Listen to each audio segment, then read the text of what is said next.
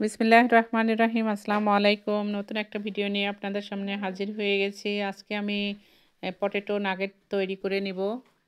এটা ফ্রোজেন ইফতারির জন্য। আমি এটা আলু দিয়ে করে নিচ্ছি। দেখতে খুব সুন্দর হয়েছে। আমি আলুগুলো সিদ্ধ করে নিচ্ছি। এটা আর ক্যামেরায় দেখানো হয়নি।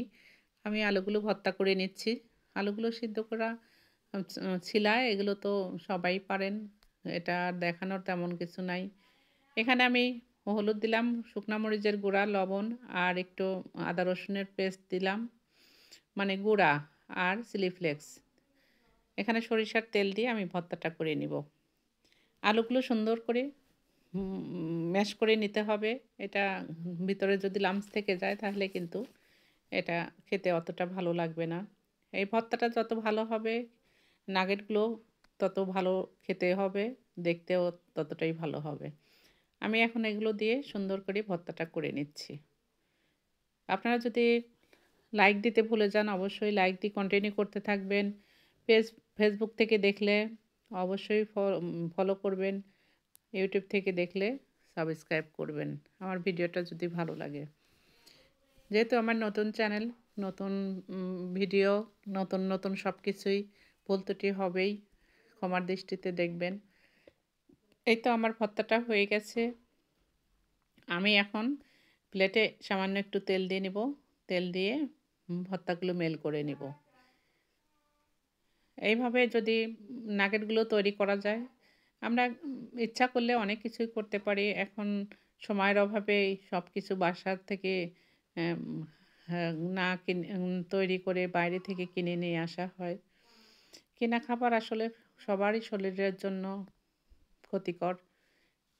তেল পোড়া তেল দিয়ে অনেক কিছুই, সবসময় তো ওরা ভালো তেল দিয়ে বাইরে খাবারটা পাওয়া যায় না। এই তো একটু কষ্ট করলে দেখেন আমরা খুব সহজেই নাগেটটা তৈরি করে ফেলতে পারলাম। পটেটো নাগেট খেতে কিন্তু অনেক মজা। আমি এইভাবে এখন সুন্দর করে মেল্ট করে নিয়ে হয়ে গেছে। আমি এরপরে একটু সমান করে নিয়ে আমি এটা কেটে নিব।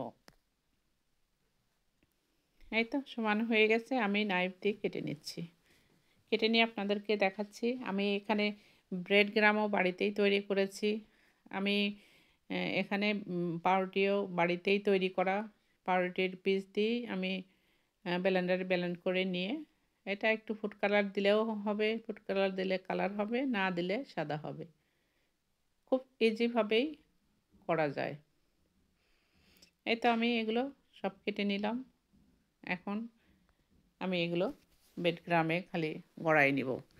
ব্রেড গ্রাম দিয়ে করলে এটা ক্রিসপি হবে। ব্রেড গ্রাম ছাড়া করলে শুধু ডিম দিয়ে ভেজে নিলে এটা ক্রিসপি হবে না, একটু নরম নরম হবে। আর ব্রেড ক্রাম দিয়ে এটা করে যদি সামান্য একটু কর্নফ্লাওয়ার দিয়ে করা যায় তাহলে এটা একদম মুচমুচে, খেতেও অনেক মজা। দেখেন আমি এই যে করে নিলাম। এইভাবে আরেকটা করে দেখাচ্ছি, দেখেন কেমন হয়েছে। এইভাবে আমি সবগুলোই করে নেব অফ ক্যামেরায়। সবগুলো তো দেখানো সম্ভব না। দেখেন কেমন হয়েছে আমার নাগেটগুলো, সবগুলো আমি বানিয়ে ফেলছি অফ ক্যামেরায়। ভিডিও বড় হয়ে গেলে কেউই দেখতে চায় না। এর জন্য আমি যত শর্টকাটে আপনাদেরকে দেখাতে পারলাম দেখালাম। এটা আমি ফ্রিজে রেখে দেবো, 2 ঘন্টা রেখে দিলে এটা শক্ত হয়ে যাবে। এই তো দেখেন ফ্রিজে থেকে বের করলাম, খুব সুন্দর শক্ত হয়েছে। আমি এগুলো ব্যাগে তুলে রেখে দেবো। আপনারা ভালো থাকবেন। আল্লাহ হাফেজ।